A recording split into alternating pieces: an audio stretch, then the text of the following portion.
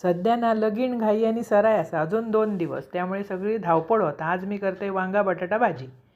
वांगी घेतलंय, बारीक त्याचे फोडी केलं आणि पाण्यात टाकले। कढई घेतलंय, त्याच्यात घातलंय तेल, फोडणीत कांदो टोमॅटो व्यवस्थित परतून झाल्यावर हळद आणि गरम मसालो मस्त सगळा परतून घ्यायचा। साधी सोपी पण अप्रतिम लागतं, अशी भाजी करून बघा।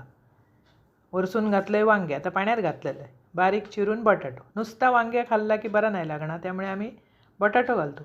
ह्याच्यात गोलमो घातलास ना तर अजून चव भारी येतं। आणि जरा ती मोठी सुंगटं असतं सुकी काढ म्हणतात, ती घालचास तर अप्रतिम चव लागतं। पण आज सोमवार, त्यामुळे त्या काय घालूक मिळणार नाही। वरसून जरा धगधगीत पाणी घातलंय, चवीपुरता मीठ आणि किंचितसो गूळ। वाफेर शिजवायची। थोडा पाणी घातलास ना की बटाटी मस्त मिळान येतात। हे पेजेबरोबर भाजी बरी लागतं हो। पण चपाती भाजी पण मस्त लागतं, भाकरेबरोबर तर अजून भारी लागतं। कशाबरोबर खाऊची ती तुम्ही ठरवा। आज मी वरण केलं आणि वांग्या केलं, कारण आज मी गेले एका लग्नाक, मी बाहेरच जेवण येलं। घरच्यांक ही भाजी बरोबर चपाती अशी भाजी करा, भरपूरसा खोबरा घाला, खावा, आवडतली तुमका। आणि आवडल्यास पटकन माझा चॅनल सबस्क्राईब करा।